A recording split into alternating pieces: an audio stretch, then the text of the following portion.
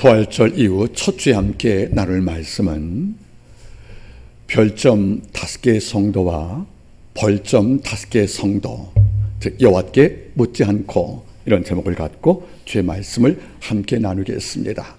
나는 칭찬받는 별점 5개의 성도인지, 나는 부끄러운 벌점 받는 5개의 성도인지 오늘 말씀을 통하여 함께 경연하기를 바라겠습니다.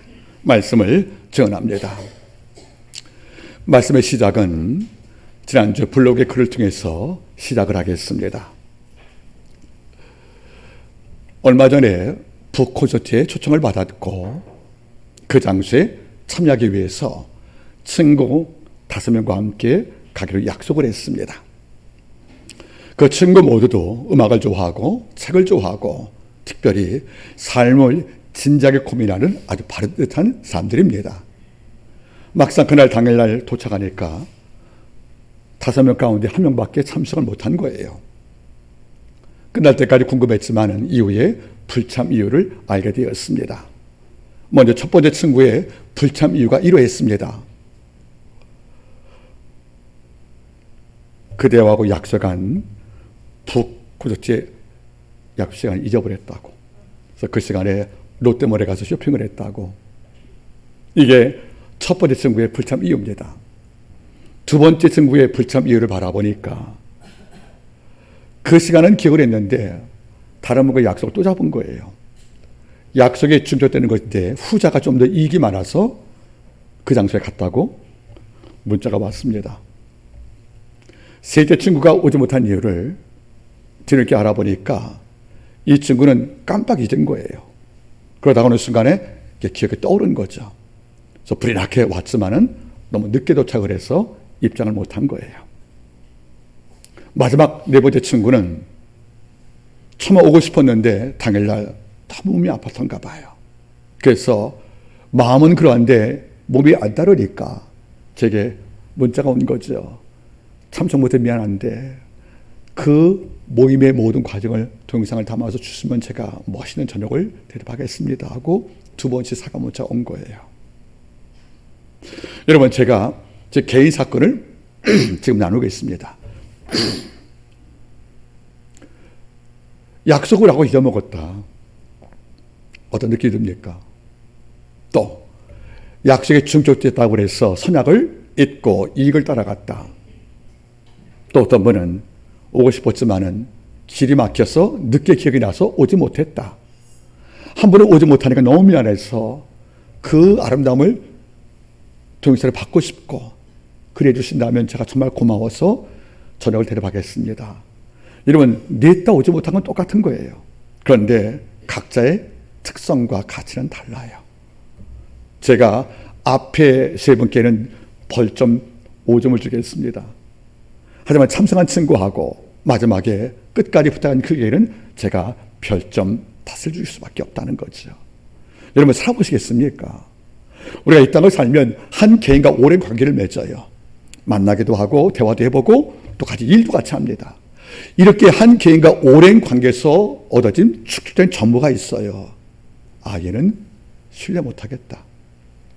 얘는 약속을 늘 어기고 책임을 다하지 못해. 이 아이는 어떤 게 오는지 불안해. 이런 사람이 있으면 신뢰도 여부에 따라서 우리 기대치가 결정된다는 거야. 기대치가. 바꿔 말하면 무슨 말입니까? 오래 교제할 때 그 사람은 어떤 게 오든지 신실한 거예요. 약속을 했으면 약속을 지킵니다. 그리고 말로써 언약을 했으면 행동으로 지킵니다. 그리고 어떤 게 오든지 하나님의 말씀을 듣고 묵상을 하면 이 삶을 삶으로 추석하고 노출하기 위해서 애쓰고 수고하는 것을 우리가 증명할 때 그 자에 대한 신뢰가 높아지면 기대치가 높아진다는 거예요. 얘는 그래야 할 거라고. 근데 어떤 분은 이와 상반된 일이 있는 거예요. 약속을 하고도 반응이 없어요. 결심을 하고도 결과가 없어요. 더 냉정히 따지면 무슨 말 해도 신뢰가 안 가는 거예요. 임기응변적 고비 넘기려고 말로써 모든 걸 변명을 하고 넘어간단 말이에요. 그럼 뭘 느낍니까? 오래 겪었던 그에 대한 정보가 축적이 되면 평가가 나오는 것이거든요. 그래서 우리는 말하는 겁니다. 내가 너한테는 별로 마음속에 희망이 없다는 것이에요. 여러분 겪어보시겠습니까?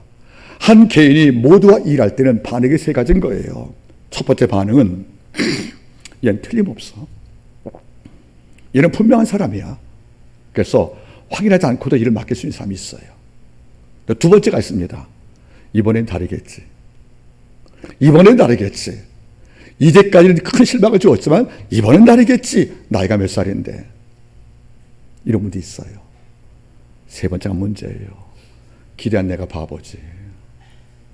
역시 내 기대? 너한테 뭘 기대? 이걸 듣고 있다면 이 사람은 사회적 파문당한 자입니다. 고대 유대인도 또 중세에서 가장 무서운 것은 파문당하는 거예요. 파문당하면 이른바 법적 보호를 받지 못하는 것으로 교회 내에서 어떤 역할도 주지 못하는 것이고 예배와 성찬식에 참여 못하거든요. 그리고 모든 자와 거리가 끊기는 거죠. 이게 바로 파문이란 말이에요.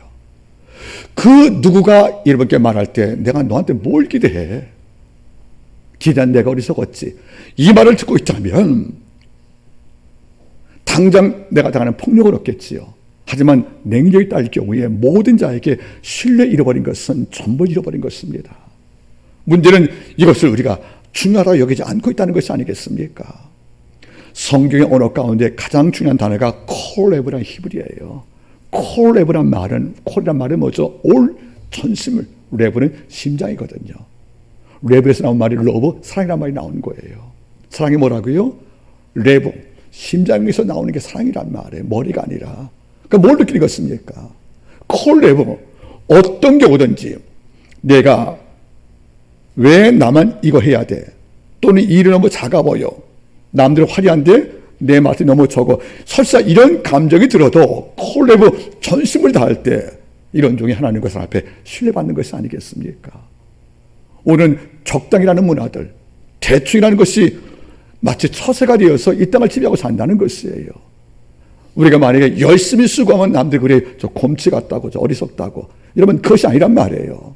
여러분 알겠습니까? 콜레브, 전심을 말하는 거예요. 우리가 한번 기도했으면 전심을 다할 필요가 있는 것이 아니겠습니까? 내가 우리의 책임을 맡아서 그 일을 하나님 위임해 주었다면 이것도 콜레브를 통해 전심을 다해야지. 것이 너무 사람들이 눈치 또는 편법 또는 불법들 이런 걸로 최선을 다하지 않고 임기응변시 넘어간다면 이 사회가 운영할 수 없는 것이 아니겠나, 그런 말이에요. 오늘 우리는 여호수아를 바라볼 것이에요. 여호수아를 바라볼 때 그 인생 전부를 바라볼 때 별점 5개도 있고 벌점 5점도 있습니다. 한 개인 아래 칭찬과 실망이 함께 섞여 있는 인물이 바로 여호수아입니다. 먼저 그 여러분들 별점 5 칭찬해 보겠습니까? 그는 모세가 기도할 때 장막 곁을 지켜서 모세의 기도를 다 들은 자입니다. 모세가 광야 때에 회막을 세웠잖아요. 회막에서 기도할 때 여러분 모세는 몇 채 집이 있었다고요? 3채. 예배드리는 성막, 내가 사는 장막, 기도하는 회막. 우리는 교회라는 장막은 있어요. 회막은 있어요. 내 집 장막 있잖아요. 근데 기도하는 회막이 없는 거예요. 모세가 회막을 따로 세운 거예요. 그리고 백성이 원망을 하면 또 하나님이 사고 버거우면 회막을 찾아가 기도할 때 그 문 밖을 누가 지켰다는 거예요? 여호수아, 청년 여호수아가. 물론 모세의 신변을 경험한 것도 맞아요. 하지만 경험 외에 장막은, 여러분 회막은 벽돌이 아니잖아요. 천막이니까 소리가 들려 안 들려요? 다 들리거든요. 거기서 모세가 뭘 기도하는지 어떻게 우는지 이걸 다 영적으로 학습을 한 거예요. 이러니까 갈렙도 탁월했지만은 왜 여호수아가 모세의 후계자 되었을까? 그 이유가 있다는 겁니다. 그는 만약에 모세가 회막에서 기도할 때 여름이라면 모세가 더워도 장막은 체막이 되잖아요. 그죠? 가림막이. 그 여호수아는 밖에서 뭘 맞고 있는 거예요? 뜨거운 햇살을 맞고 있는 거예요. 추울 때는 바람 맞고 눈 맞는 거예요. 막상 기도하는 모세는 회막 안에 있으니까 눈비가 와도 큰 걱정이 없지 않습니까? 근데 기도할 때마다 여호수아가 문 밖에, 회막 밖에 있다는 말을 모두 다 막고 있었다는 거예요. 그 열정과 진지한 마음을 바라보란 말입니다. 이거 볼 때 별점 5개예요. 또 아이성 전투 전에 여리고 전투에서 주가 말씀했어요. 그 땅에 첫째 둔데 하나님께서는 무기와 병법과 전략을 짜지 않고 하루에 한 번씩 성을 돌래요. 마지막에 7번 돌래요. 그 성이 무너진대요. 이게 말되는 소리입니까? 여리고성은 이중 성벽이라서 그의 집을 지을 만큼, 성벽에 집을 지을 만큼 견고한 성이거든요. 그러니까 더 무섭게 전략을 짜고 사기를 끌어올려서 전투를 키워야 전쟁이 이길 정도의 성인데 무기를 거두고 앞에 제장에 법궤를 들고 돌고 나팔 고 마지막 날 외치라는 것이 아니겠어요. 이건 전쟁과 전혀 무관한 전략이거든요. 이걸 묵묵히 따라갔다는 거예요. 그만큼 순종과 복종이라는 걸 볼 때 별점 다시 맞다는 것이 아니겠습니까?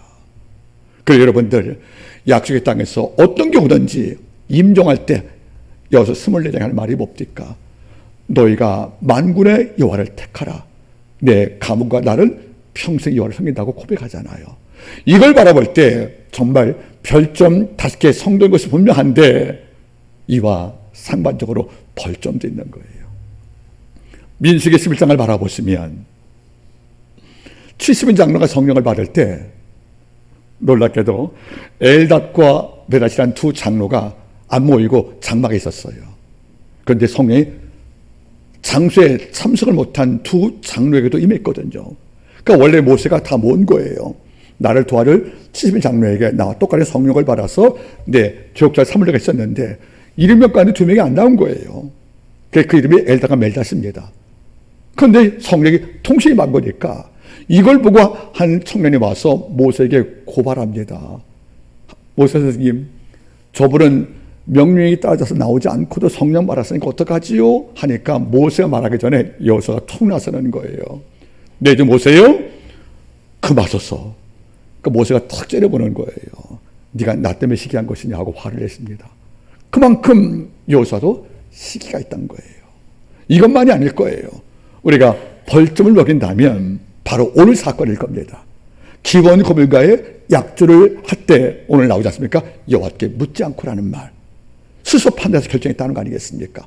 오늘 이 과정을 통해서 혹 우리 안에 어떤 날은 별점 5개 성도가 되기도 하는데 어떤 날은 벌점 5개 성도가 되어서 하나님을 속거리게 만드는 이런 종이 있다는 것이 아니겠습니까?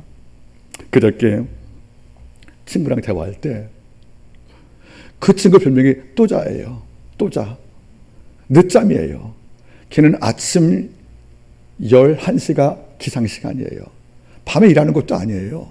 몸이 약하지도 않아요. 선천적으로 기르단 말이에요. 근데 그 친구가 12시에 전화가 왔어요. 나 지금 일어났다고 뭐 자랑이라고. 그래서 세수냈냐 물어보니까 이제 해야지 그러길래 제가 일부러 지겹게 이렇게 말했다. 한번 따라하겠습니까? 내 눈에 눈곱이 떨어져서 네 발등 찍겠다. 얼마 늦잠 잠을 좋아했으면 눈곱이 끼고 너무도 무거워 바위가 된 거예요. 또 그래서 발등을 찍었다. 지가 막 웃더라고요, 여러분들. 여러분 바로 그거예요. 여호수아는 게으른 사람이 아니에요. 민수기 13장에서 여러분들 약속의 땅 탐지할 때도 선봉에서 이끌어왔잖아요. 그죠? 그 길은 게으름도 없어요. 여러분들 나태함도 없어요. 그런데 하나 있어요. 성격이 불같은 겁니다. 그리고 너무나 자기를 신뢰했던 마음이 있다는 거 아니겠습니까? 오늘 배경을 설명드리겠습니다. 여호수아 군대가 모세를 이어서 약속의 땅을 좀 치고 있는 거예요. 그래서 여러분들 여리고를 정복을 했어요. 아이성을 정복을 했어요.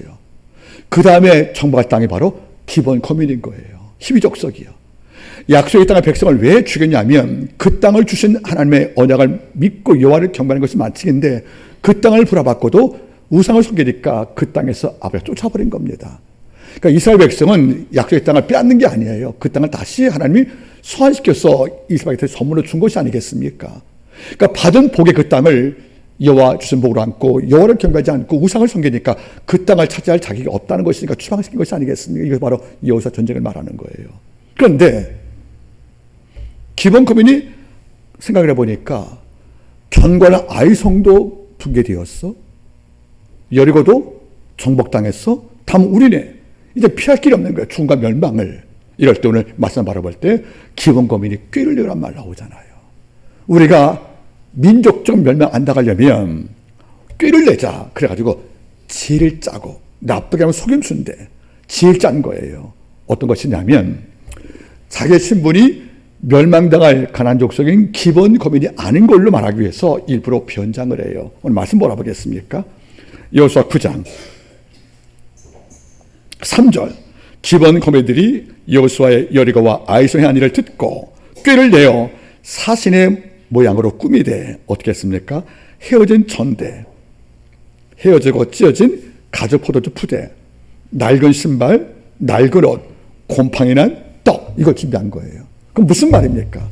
이미 변장을 한 거예요. 그래서 가나안 족속이 우리는 아니다. 우린 저 멀리서 왔는데 당신과 화친 맺어서 우리는 당신 나라의 종 될 것이니까 우리는 가나안에서 아닌 것을 말하려고 변장을 하는 거예요. 그래서 사신을 꾸민 거죠. 이런 말, 식사. 그 다음에 여러분들 낡아진 신발, 옷, 또 포도주, 부대, 또 여러분들 옷차림을 다 꾸며서 마치 멀려고 꾸몄고 결정적으로 곰팡이난 떡을 준비한 거예요. 이걸 갖고 오니까 여호수아하고 족장이 이렇게 바라보니까 가까이 왔으면 옷이 낡을 리가 없잖아요. 신발 옷이 낡을 리가 없고 곰팡이가 썩을 리가 없거든요. 그러니까 보이는 증거 바라보니까 얘는 멀리 온 것이 맞아요. 한 몇 개월 왔구나. 그러니까 가나안 족속이 아니겠네. 그건 죽일 필요가 없잖아요. 그래서 언약을 맺은 거예요. 그런데 성경 말해요. 여호와께 묻지 않고 언약을 맺어서 살게 해주었지만 아버지가 분노하신 거예요. 바로 이걸 말하는 겁니다. 좋게 말하면 정교한 속임수, 정말 그것을 통해서 목숨을 부지하고 싶었던 기본 족속의 꾀와 그 결정을 우리가 존중할 수 있겠지만 하나님 입장 볼 때는 여호수아 족장이 속았다는 거 아니겠습니까? 나한테 묻지 않고 네 마음대로 화치를 맺고 가나안 족속인지 모르고 살려줬느냐, 이 아버지의 분노가 여기 있다는 거 아니겠습니까? 오늘 바로 이것입니다. 어떤 성도가 벌점 다섯 성도냐? 여호와께 묻지 않고 결정한 성도를 말아요. 여호와께 묻지 않고 중요한 일을, 여호와께 상하지 않고 여호와께 의뢰하지 않고 모든 걸 결정하는 이런 성도가 있다면 그 날과 그 선택만큼 주가 볼 때 벌점 받는 성도가 될 것이 아니겠냐, 그런 말인 것입니다. 오늘 이 부분을 함께 나누기를 원합니다. 먼저 첫 번째 한번 궁금한 것입니다. 여호와께 묻지 않고란 말을 어떤 의미가 있는 것입니까? 두 가지가 있는 거예요. 첫째는 내 판단과 내 결정이 옳다는 여호수아의 자신감이 이 속에 포함되어 있는 겁니다. 이게 바로 오만입니다. 내가 바라보니까 옷이 낡았어요. 떡도 곰팡이 쓴 거예요. 신발, 전대, 술 담은 가죽 부대가 다 낡았다. 그러니까 얘들은 멀리 온 사람들이 맞아. 가나안 족속이 아닐 거야. 이 판단을 누가 내린 겁니까? 여호수아가 내린 거예요. 실제로 이게 정교하게 연출된 속임수인데 이걸 모르고 덥석 결정해버린 것이 아니겠습니까? 그 왜 그래요? 내 생각이 옳아 이런 분 여호와께 묻지 않거든요. 내 판단이 옳아, 내가 지혜로운 사람이야, 이렇게 믿는 자는 어떤 게 옳은지 여러분들 여호와께 묻지 않거든요. 바로 이겁니다. 하나님께 묻고 있다는 것은 무슨 말이에요? 내 지혜를 꺾고 내 경험을 잠시 접어두고 아버지 뜻을 묻는 것이 아니겠어요? 우리는 기도 그러면 여러분 뭔가 구하고 달라는 어떤 청구서의 개념이 있지만 적어도 히브리인들은 기도가 의미가 달랐어. 히드바르찬 말이 무슨 말이에요? 내 마음을 열고 아버지의 판단을 받다, 그런 말이에요. 그러니까 히브리의 모든 길은 진리로 돼 있어요. 주님, 이 결정 옳습니까? 제가 이루갈 양식을 얻기 무엇이 합니까? 주님, 나에게 어떤 걸 원하십니까는 질문이 포함되어 이게 진정한 기도인데 우리는 질문이 없어요. 그러니까 달라고만 한단 말이에요. 아버지는 우리한테 빚을 진 채무자가 아니시거든요. 빚을 청구하든 복을 청구하든 달라고 하는 것은 기도 가운데 일부일 수 있겠지만 기도의 특징을 설명할 수 없다는 겁니다. 기도는 질문인 거예요. 제가 이 가나안 족속까지 보이지 않지만 이 족속과 화칠 맺은 것이 옳습니까? 물었으면 아버지가 답을 줬겠지요. 그리 정교하게 연출된 속임수로 넣기만 하고 있다고 아버지가 말씀 안 하겠습니까? 묻지 않으니까 아버지가 답할 수가 없다는 거 아니겠습니까? 저희도 많은 종들은 이런 실수를 하고 있는 거예요. 이 정도 작은 일을 뭐 기도를 묻느냐고. 이렇게 사소한 일을 내가 늘 해와했던 일인데 무슨 기도를 묻느냐고 그냥 내가 경험을 하지. 이렇게 처하지 못하겠지만 분명히 잊지 말 것은 리차드 포스트의 말대로 하나님은 큰 문제와 작은 문제를 동시에 기도받기를 원하시는 분이란 말이에요. 우리가 볼 때 작은 문제지 작은 문제가 아니란 말이에요. 그런데 보세요. 이렇게 묻지 않고 화침 맺잖아요. 그 족속을 다 멸망시키는 것이 아버지의 뜻이고 이것 때문에 전쟁을 허락하신 것인데 누구 마음대로, 누구 뜻대로, 자기 의지대로, 자기 감정대로, 자기 판단대로 이 이면식에 무엇이 감추는 것입니까? 내 판단이 옳다는 자기 의가 있다는 거 아니겠습니까? 성경 잠언서 3장 5장 5절 7절 말씀은 우리에게 자만심을 경고할 때 이리 말해요. 먼저 잠언서 3장 5절 말씀에 어떤 말씀이 있어요? 너는 마음을 다하여 여호와를 의지하고 내 명철을 의지하지 말라. 잠언서 3장 7절 말씀은요. 너 스스로 죄를 취하지 말라 이렇게 말씀하거든요. 이 땅 바라볼 때 참 안타까운 게 있는 거예요. 자기가 정말 지혜롭다고 믿는 거예요. 내 판단이 옳다고 확신하는 이런 확신범들이 많은 것이 아니겠습니까? 그래서 가끔 느껴봅니다. 히브리 5장 12절 말씀 바라보시면 히브리 기자가 이렇게 말을 해요. 때가 오래므로, 즉 예수를 믿을 때가 오래됐다는 거예요. 때가 오래므로 마땅히 선생이 될 터인데 지금도 말씀의 초보에 머물고 있다고. 여러분들 예수를 믿은 지가 오래되었단 말이에요.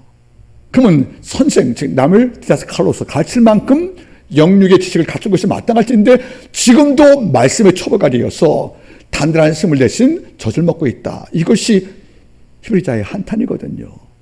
그 사람들이 왜 성장하지 않겠습니까? 성장 못한 이유가 있는 거예요. 난 충분히 하고 자기를 만족했다는 거죠. 나 정도면 하나님 말씀 충분히 알아가고 자기 부족을 모르고 끝끝내 자기 자랑을 하고 자기 의를 내세우고 자기가 모든 판단이 옳다니까 자기 부족을 모르고 사니까 이렇게 묻는 게 없잖아요. 하나님 지금 제가 어떤 영적 결점이 있습니까? 제가 어떤 품성적 약점이 있습니까? 하고 늘 물어가면서 하나님과 대화하는 백성은 믿은 만큼 신앙이 성장되어서 초보에서 머물 수가 없거든요. 가끔 제가 말하잖아요. 교회에 나오시지 몇 년에서 20년 나왔다고 그러는데 제가 볼 때는 초보거든요. 자전히 20년 초보 운전인 거예요. 그럼 뭐죠? 1년을 숨어 믿은 거예요. 너희가 때가 오래 마땅히 선생이 될 텐데 아직도 믿음의 초보냐? 그럼 왜 그럴까 여러분들? 이렇게 묻고 답을 얻고 내 고백하고 그분의 음성을 경청하는 이런 영적 과정이 다 삭제가 되어 있다는 겁니다. 이게 없으면 성장할 수가 없다는 거예요. 다시 말합니다. 스스로 죄 있다고 생각하지 마라. 제가 나이가 들면서 두 가지를 배워요. 하나는 위험한 게 뭔지를 알아요. 절대 저 과속하지 않습니다. 아무리 아는 길도 운전할 경우에 좌우 살피고 옆에 터진 골목은 반드시 한번 서서 갑니다. 위험이라는 것은 초대받지 않고 오거든요. 사고라는 것은 여러분들 내 뜻과 의지 없이 내게 돌진한단 말이에요. 그런 말이 뭐죠 여러분들? 고마움을 배웠어요. 하나님께 물을 때 답해 주시고 내 부족을 알게 도와주시고 또 하나님께 채워주시고 이런 모든 아버지의 은혜에 첩첩산 그 선물 때문에 내가 생존 가능했지. 그러니까 여러분들 위험한 거 조십성과 여러분들 함께 아울러서 고마움을 배우다 보니까 마음에 푸를 수밖에 없다는 것이 아니겠습니까? 여러분 지금 어떤 결정을 앞두고 있어요? 이렇게 묻고 있습니까? 내 판단으로 살아갑니까? 신앙은 내 생각으로 사는 것이 아니라 하나님의 말씀과 약속으로 사는 거란 말이에요.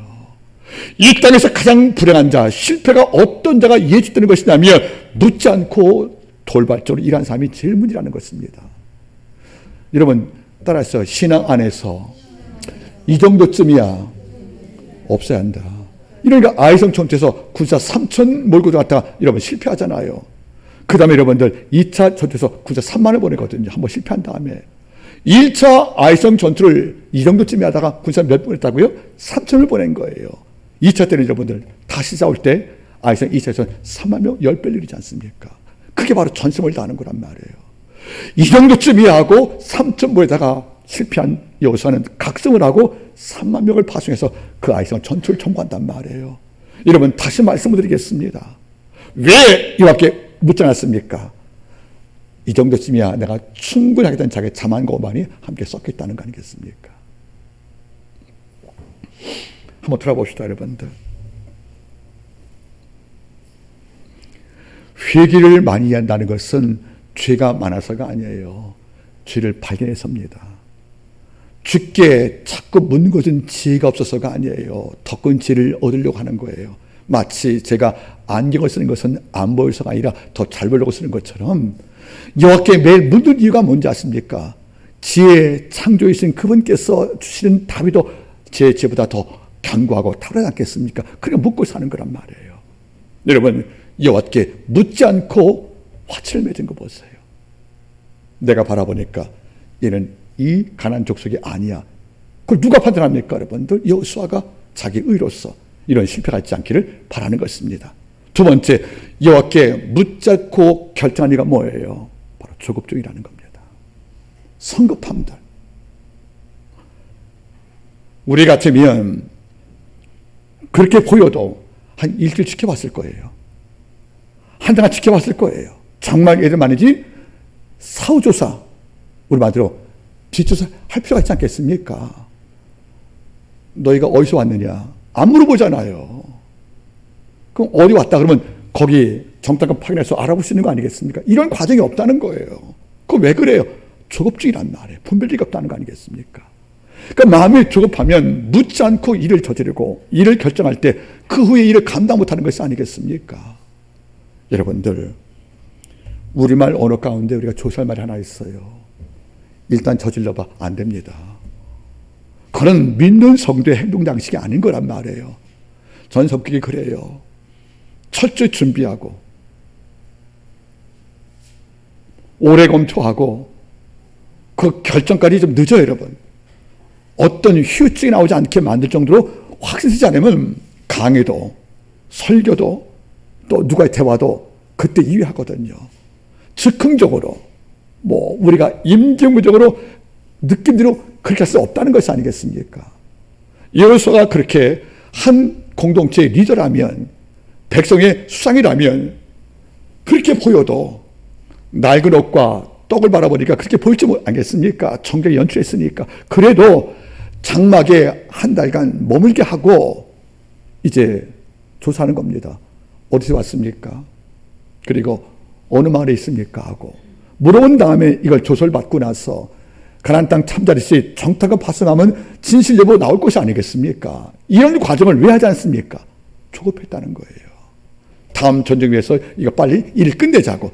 이런 조급증 때문에 여러분들 우리가 넘을 때가 너무도 많은 것이 아니겠습니까? C.S. 루이스의 글 가운데 이런 말이 있어요. 조급증과 성급함은 마귀의 성품이 아니고 마귀 자체다. 성경 바라보세요. 창세기 16장 바라보시면 아브라함의 조급증 나오잖아요. 75살에 갈대아 지방을 떠났어요. 약속한 시기가 오지 않는 거예요. 그래서 가나안 머무지 10년 만에 누굴 취해요? 하갈 취해서 누굴 낳아요? 이스마엘을. 그리고 100세에 누굴 낳습니까, 여러분들? 15년 후에 이삭을 낳거든요. 결국 두 형제의 갈등에 지금 중동지방의 갈등으로 전환된 것이 아니겠습니까? 10년 인내하다가 너무 조급해서 왜 태가의 자식이 없냐고 이런 아브라함조차도 조급증에 넘어지어서 뭘 했던 것입니까?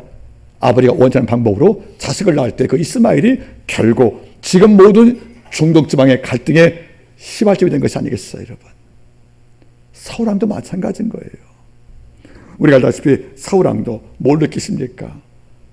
왕들이 2년 만에 블레셋 군대가 침공하니까 백성을 모았어요.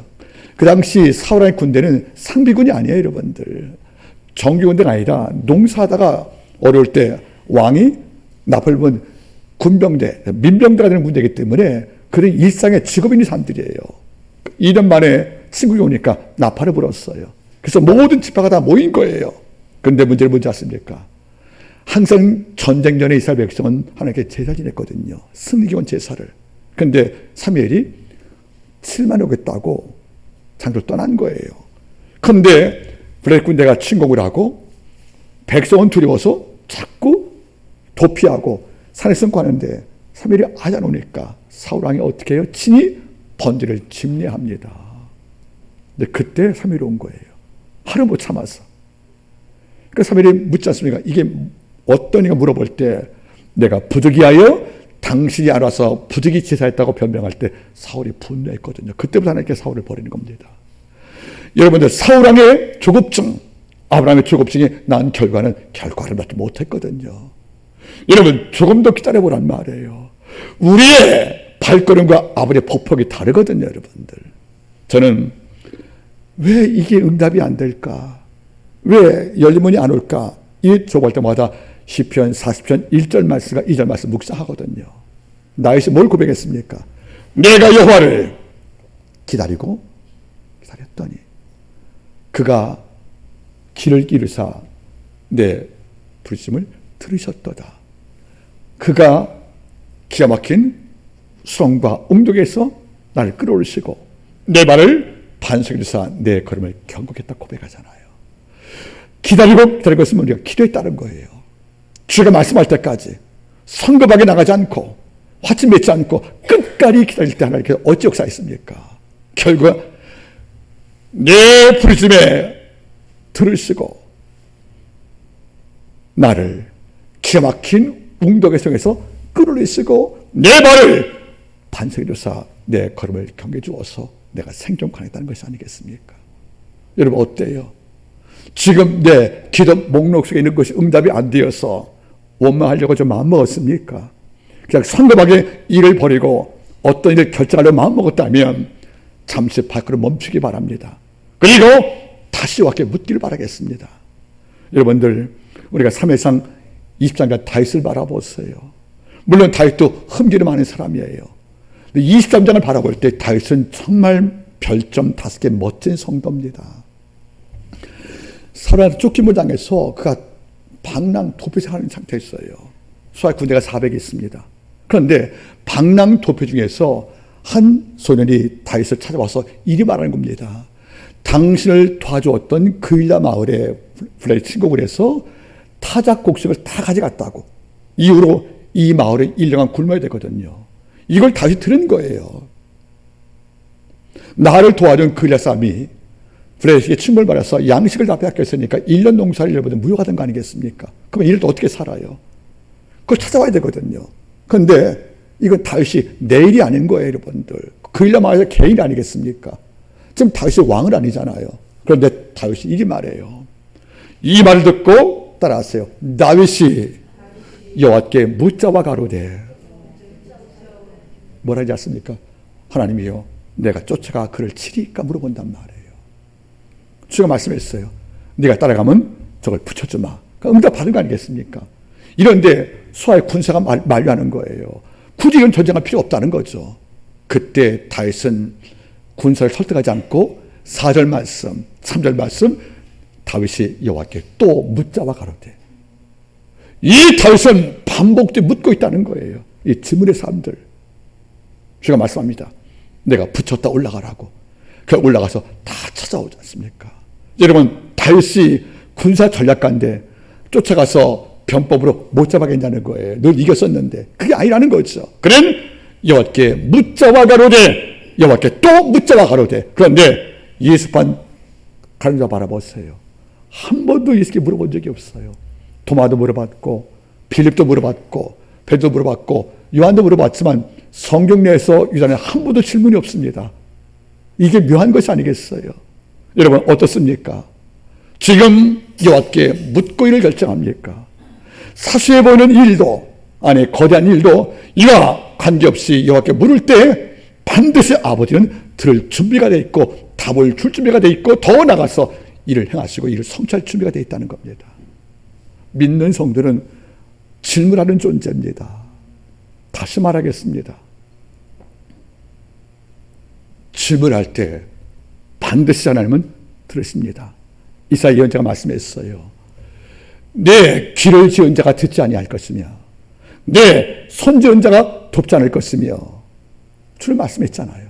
하나님은 우리의 도움이라는 것입니다. 그 도움의 방법은 오직 기도밖에 없다는 겁니다. 이런 까닭에 성령께 도움을 청하십시오.